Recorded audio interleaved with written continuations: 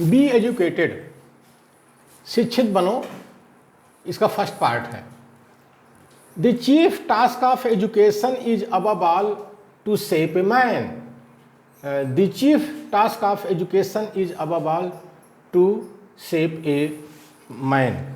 शिक्षा का मुख्य कार्य सबसे पहले मनुष्य को एक आकार देना है। शिक्षा का मुख्य कार्य सबसे पहले मनुष्य को एक आकार देना है, यानी शिक्षा जो है मनुष्य को बनाती है, मनुष्य को सही आकार देती है, जो होना चाहिए एक इंसान का वो होती है। इसीलिए जो है शिक्षा के बारे में बाबा साहब अम्बेडकर ने एक जो 3 बातें कही थी, शिक्षित बनो, संगठित हो, संघर्ष करो, तो वो ये इसका पहला सूत्र है, शिक्षित बनो। क्योंकि the chief task of education is above all to shape a man, यानी शिक्षा का मुख्य कार्य सबसे पहले मनुष्य को एक आकार देना है, मनुष्य को एक आकार देना है। शेप करता है शिक्षा, education. Education is an essential human virtue. Education is an essential human virtue. शिक्षा एक आवश्यक मानवीय गुण है। शिक्षा एक आवश्यक मानवीय गुण है।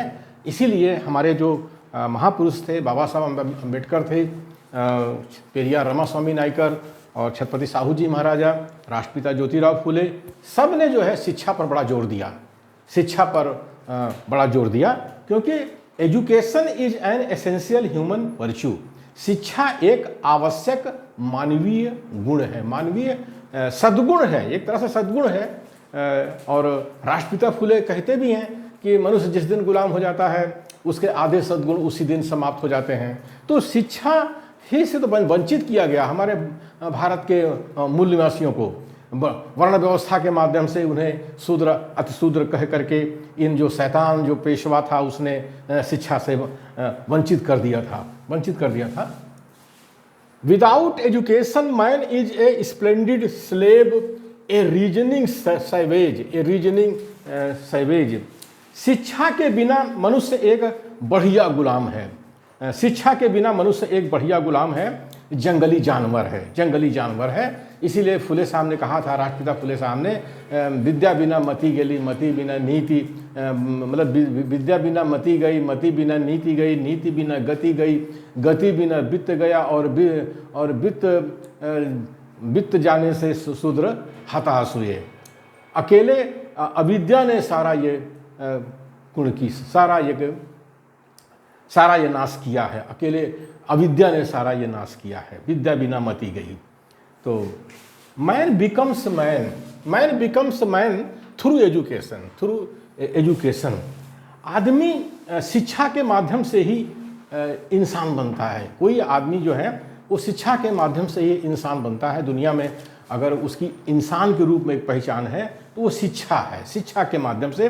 और जिसको शिक्षा नहीं मिलती वो जानवर के स्तर पर रहता है। इसीलिए शैतान पेशवा ने भारत के मूल निवासियों को जो है शिक्षा से वंचित कर दिया, यानी 90% आबादी इस देश की उसको उसने जानवर के स्तर पर ला दिया। और आज हम देखते हैं कि वर्तमान 2023 में देखते हैं कि जो नई एजुकेशन पॉलिसी आई है 2020, उसमें क्या हो रहा है। उसमें फिर से भारत के मूल निवासियों को शिक्षा से वंचित किया जा रहा है। यानी 21वीं सदी में भारत का मूल निवासी अब इंसान नहीं रहेगा, वो जानवर के स्तर पर आ जाएगा।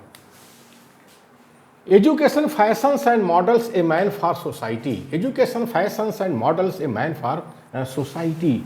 इस शिक्षा समाज में मनुष्य को लोकप्रिय और आदर्श पुरुष बनाती है। शिक्षा से ही मनुष्य जो है समाज में लोकप्रिय होता है और एक आदर्श प्रस्तुत करता है। इसीलिए इन शैतान पेशवाओं ने भारत के मूल निवासियों को शिक्षा से वंचित किया।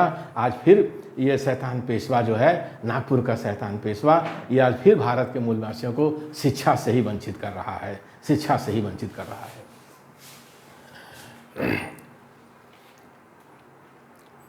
A man's life can only be glorified through education. Through education. मानव जीवन शिक्षा से ही महिमा मंडित होता है, यानी किसी मनुष्य का जो बड़प्पन होता है वो शिक्षा होता है।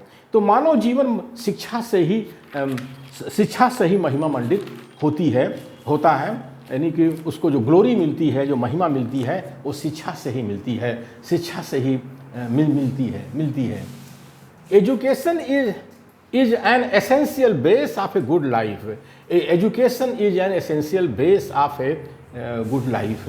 शिक्षा एक अच्छे जीवन का आवश्यक आधार है। शिक्षा एक अच्छे जीवन का आवश्यक आधार है। इसीलिए बाबा साहब अम्बेडकर ने जो संविधान लिखा हमारे भारत का, उन्होंने शिक्षित बनो का नारा दिया, शिक्षित बनो का नारा दिया। और शिक्षा के लिए उन्होंने संविधान में अधिकार भी दिए कि 6 से 14 साल के बच्चों को सरकार जो है मुफ्त शिक्षा देगी। ये सब प्राविधान बाबा साहब अम्बेडकर ने हमारे भारत के संविधान में किया है।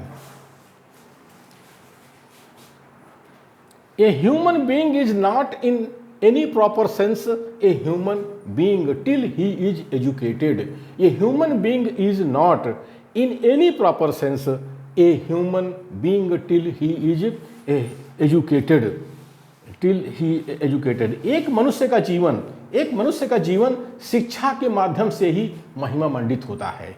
एक मनुष्य का जीवन शिक्षा के ही माध्यम से महिमा मंडित होता है। यानी a human being is not in any proper sense. इसका मतलब है एक मायने में एक इंसान तब तक इंसान नहीं है जब तक कि वह शिक्षित नहीं है। एक सही मायने में एक इंसान तब तक इंसान नहीं है जब तक कि वह शिक्षित नहीं है, क्योंकि जब इंसान शिक्षित नहीं होता है तो वो जानवर के स्तर पर गिना जाता है। जैसे जंगल में जानवर रहते हैं उस तरह से वो इंसान गिना जाता है, वो उस स्तर पर होता भी है शिक्षा के बिना।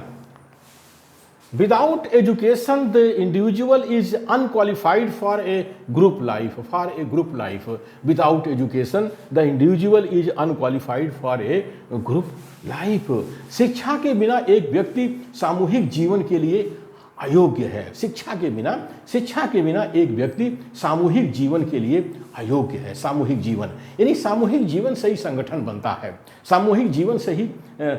बनता है। लेकिन अगर मनुष्य जो है शिक्षित नहीं है तो वो जो है संगठन नहीं बना सकता।